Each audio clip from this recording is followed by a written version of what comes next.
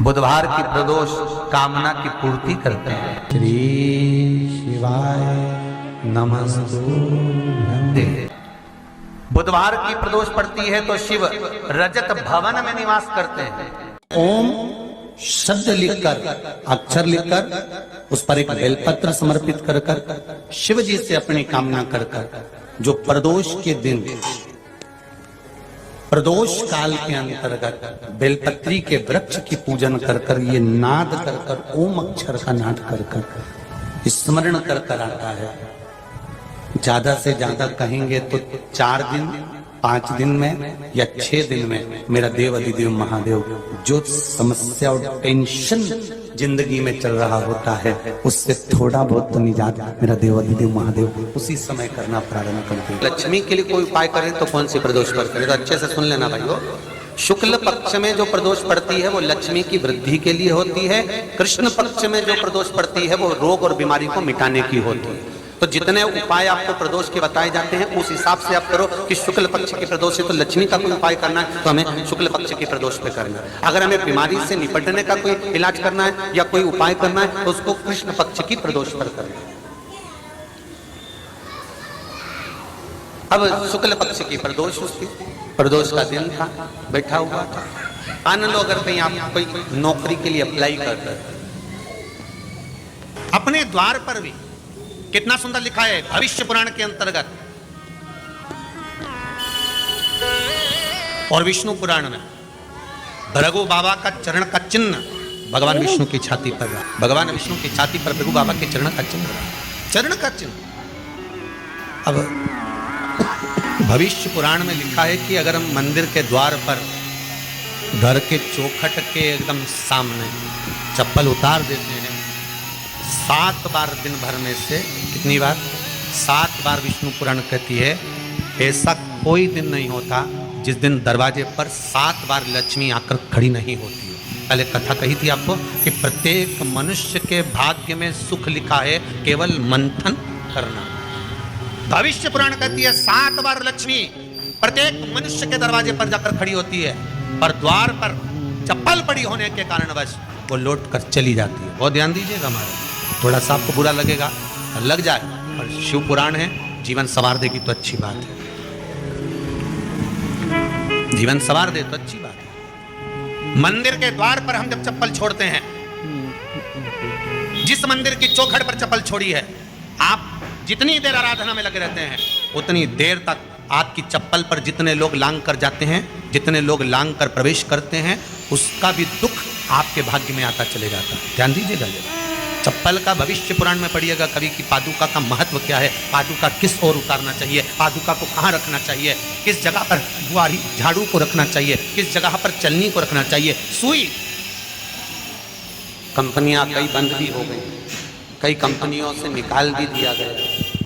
कहीं पत्नी परेशान हो रही है, कहीं पति परेशान हो रहा है, आप कहीं अप्लाई कर रहे हो। तो जैसा माता उमा ने प्रदोष काल में, प्रदोष के समय पर, प्रदोष काल के अंतर्गत बेलपत्री का स्मरण किया है, वो बेलपत्र का स्मरण अगर संसार का मनुष्य कर लेता है तो महाराज ब्रह्मवृत्ता पुराण कहती है कि उस जीव का ऐसा कोई कार्य नहीं जो सफल नहीं। मेरा निवेदन रहेगा, किसी एग्जाम में आप बैठ रहे हो, इंटरव्यू के लिए जा रहे हो, किसी कार्य के लिए जा रहे हो, नौकरी नहीं लग रही, सर्विस नहीं लग रही, तो महाराज तांबे के कलश में 11 बेलपत्र को रखा जाए और तांबे के कलश में 11 बेलपत्र रखकर उसमें 11 सफेद पुष्प को डाला।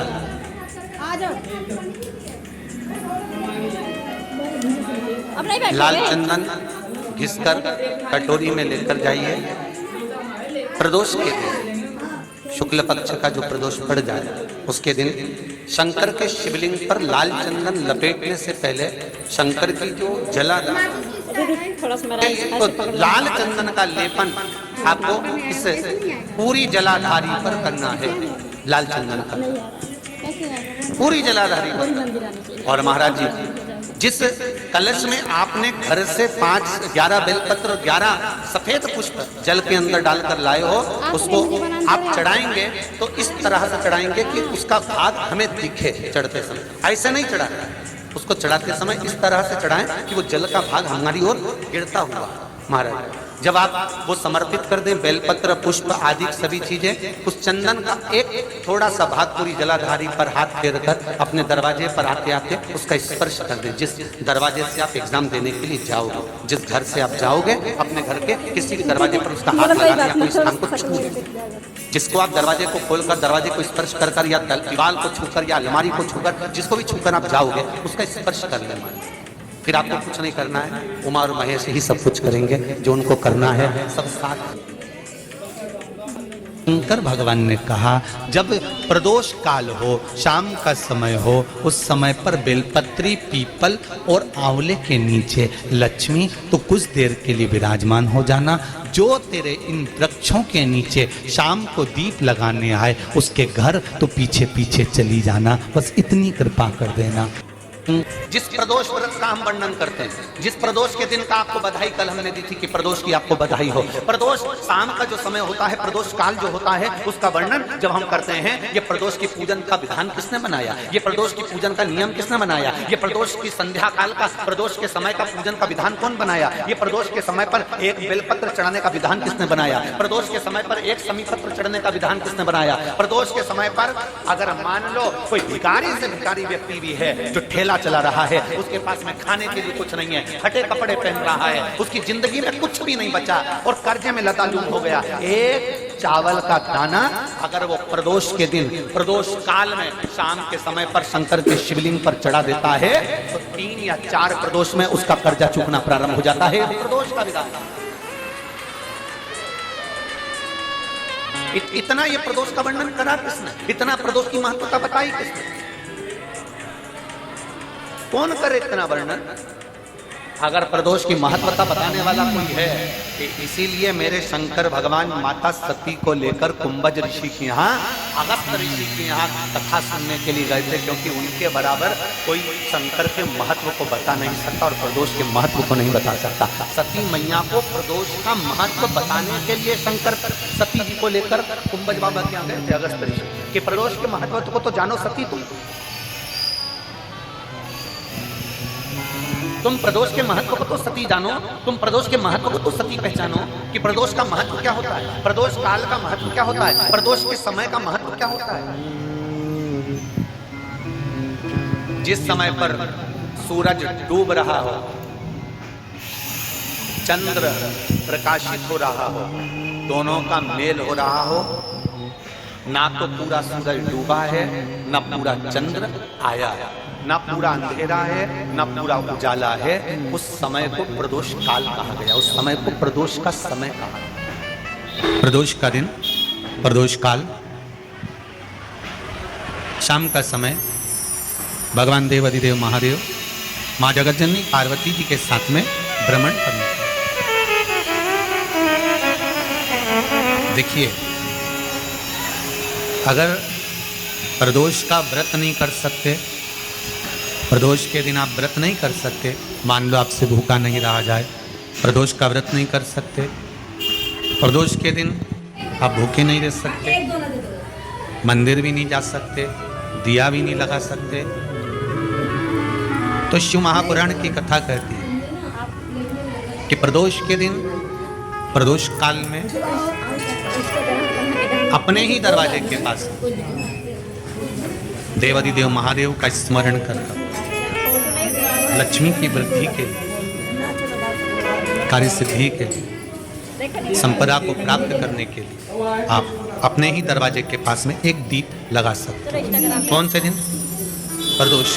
तो महाराज प्रदोष के दिन, प्रदोष काल में बेलपत्री के पेड़ के नीचे एक जो पत्ता आपके पास में हो, पान का मिल जाए तो पान का, पीपल का मिल जाए तो पीपल का, बेलपत्र का मिल जाए तो बेलपत्र का, उस पत्ते पर मात्र थोड़ा सा शहद और 7 दाने चावल के रखकर घी का दिया लगा दो महाराज, और थोड़ा सा जल हाथ की अंजलि में लेकर भगवान देवाधिदेव महादेव का स्मरण कर कर कि इस बेलपत्री के वृक्ष के नीचे माता लक्ष्मी, पार्वती, सरस्वती विराजमान है। इसी बेलपत्री के पेड़ के नीचे मेरे देवाधिदेव महादेव का 12 ज्योतिर्लिंग का स्वरूप प्रकट है, उनका स्मरण कर कर जल चढ़ा दीजिए और उसका स्मरण कर लो जो चिड़चिड़ प्रवृत्ति करता, क्रोध करता, जिसको बोलने का भान नहीं होता हो, सम्मान नहीं देता हो, अपशब्द कहते हो, उनका स्मरण कर कर आप छोड़ेंगे। एकदम एक प्रदोष करेंगे, दूसरे प्रदोष तक तो आपको कोई दिक्कत ही नहीं है। 2-3 प्रदोष कर कर देखिए, बाबा कृपा करें। बच्चों को पढ़ने का कह रहे हो, पढ़ने बैठो पढ़ने बैठो पढ़ने बैठो पढ़ने बैठो, तो एक आध प्रयास बच्चों के लिए भी कर लिया करो कि भाई ठीक है, बच्चे लोग विद्या में प्रबल होंगे।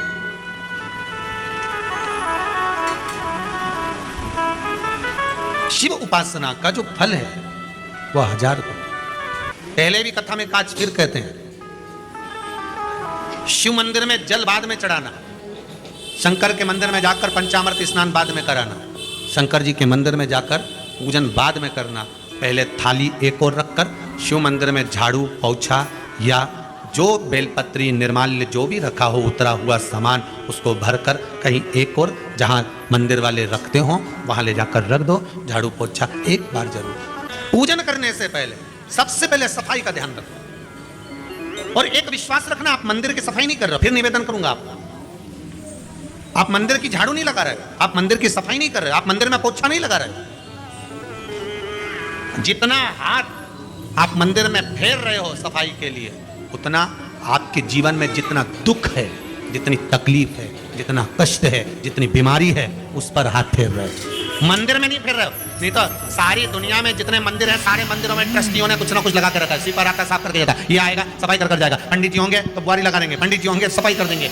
उन्होंने तो पंडित जी को बोल के रखा है कि साफ कर दो, पंडित जी करते नहीं है, पर पहला फर्ज आपका है कि आप मंदिर में आए हो तो पहले आप सफाई करो। क्यों? क्योंकि हम उसका द्वार साफ रखें। आज के समय में तो एक नियम हो गया साहब कि मंदिर में जाते हो तो मंदिर के दरवाजे पर चप्पल उतार के जाते हो, नहीं तो शास्त्र रीति तो ये कहती है कि मंदिर में भगवान सामने बैठा है तो उसके सामने चप्पल भी नहीं उतरना चाहिए। तो कई लोग कहते हैं मंदिर के अंदर थोड़ी ना उतर, हम तो जीने से भी बाहर, एकदम गेट के बाहर वहां उतर, पर सामने तो है ना, सम्मुख में तो है।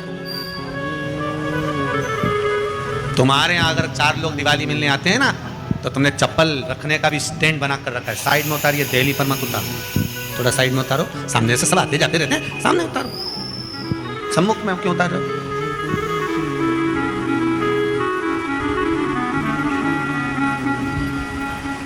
थोड़ा द्वार पे से दूर उतार।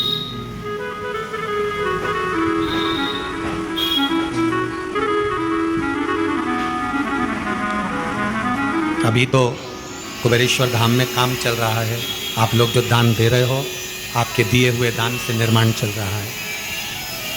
अभी तो आप पहनकर जूता चप्पल भी अंदर आ जाते हो, भले दूसरे मंदिरों में चप्पल पहनकर हमने देखा है, आधिकारिक मंदिरों में ब्रजभूमि पर भी बहुत मंदिरों में लोग अंदर जूता पहनकर चले जाते हैं, पर जब तक बाबा नहीं बैठा तब तक तो आप पहन कर आ रहे हो। जिस दिन बाबा